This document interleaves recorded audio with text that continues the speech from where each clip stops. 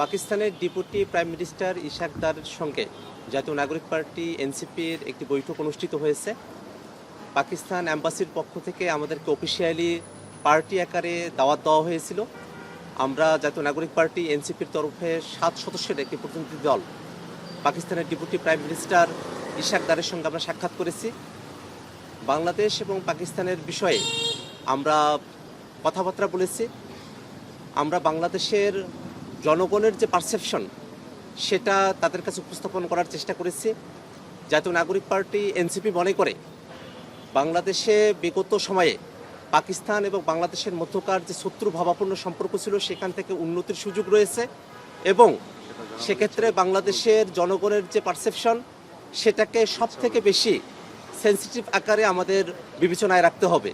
আমরা মনে করি যে বাংলাদেশের সাথে পাকিস্তানের সম্পর্ক বৃদ্ধির ক্ষেত্রে যে কোনো ধরনের সম্পর্ক বৃদ্ধির ক্ষেত্রে অবশ্যই 71 ইস্যু 71-এর ইস্যুকে অবশ্যই ডিল করা উচিত। আমরা সে প্রসঙ্গ তাদের কাছে উত্থাপন করেছি এবং বাংলাদেশের সাথে পাকিস্তানের শিক্ষায়, তারপরে অর্থনীতিতে এবং সংস্কৃতিতে যে সম্পর্ক উন্নয়নের জায়গাগুলো রয়েছে সেই জায়গাগুলোর বিষয়ে আমরা তাদের সঙ্গে কথাবার্তা বলেছি এবং একই সাথে সম্পর্ক উন্নয়নের ক্ষেত্রে কোনো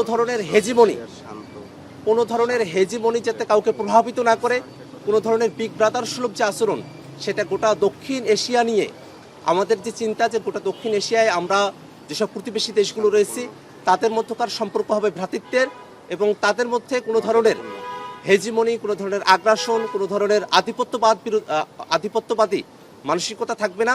সেই বিষয়গুলো নিয়ে আমরা পারস্পরিক কথাবার্তা বলেছি। Thank you. আপনারা জানেন যে গত বছর একটা আমাদের সাউথ এশিয়াতে একটা যুদ্ধ হয়েছিল। তো এখানে পানি নিয়ে সাউথ এশিয়াতে আবার যদি কোনো যুদ্ধ আসে বা আমরাও যেহেতু আমাদের অনেকগুলো নদী রয়েছে সেগুলো নিয়ে কথা হয়েছে, যেহেতু নদীমাতৃক দেশ আমাদের নদীগুলো কিভাবে ভালো থাকতে পারে এবং পাকিস্তানের যে এক্সপিরিয়েন্সের মধ্য দিয়ে গিয়েছে সেটা আমরা তাদের সাথে শেয়ার করেছি এবং ওনারা একটা জিনিস আমাদেরকে বলেছিলেন গত 15-20 বছরে তারা অনেকভাবে চেষ্টা করেছিল। পাকিস্তানে কিন্তু ফার্মাসিউটিক্যাল সেক্টরের ম্যাটেরিয়ালসগুলো অনেক ভালো, কিন্তু সেটা অনেক তারা চেষ্টা করেছিল আমরা যাতে বিল্ডিং রিলেশনশিপ করে আমাদের ফার্মাসিউটিক্যাল সেক্টরের যারা কস্টটা কমিয়ে আরও বেশি পরিমাণে আমরা এক্সপোর্ট করতে পারি। সেই সুযোগটা আমাদের দুই দেশের মধ্যে হয় নাই। এগুলো নিয়ে কথা বলেছিলাম।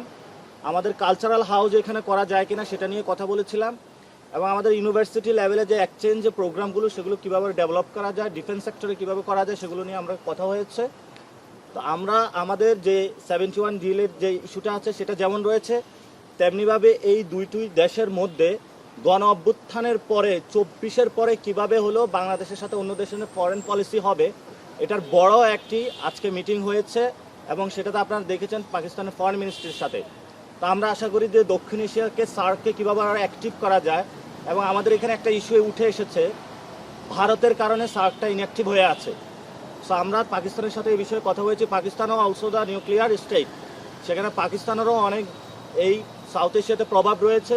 কিভাবে সার্ককে অ্যাক্টিভ করা যায়, অর্থনৈতিক জায়গায় আমরা কিভাবে প্রসপেরিটি নিয়ে আসতে পারি সে বিষয়ে কথা হয়েছে। ধন্যবাদ স্যার। ধন্যবাদ। আপনাদের যে প্রেক্ষাপটে আপনারা যা বলেছেন সেটাতে কোনো জবাব দিয়েছে? তারা তাদের পক্ষ থেকে যখন কথা বলবেন আপনারা তাদের কাছ থেকে বিস্তারিত জেনে নেবেন। আমরা তাদেরকে বলেছি 71 ইস্যুটা দ্রুত সলভ করা উচিত। তারা বলেছে তারা এটাতে অগ্রগামী এবং they are ready to do it. They will press, তারা একটা প্রেস মিট করবেন। Okay, thank you so much.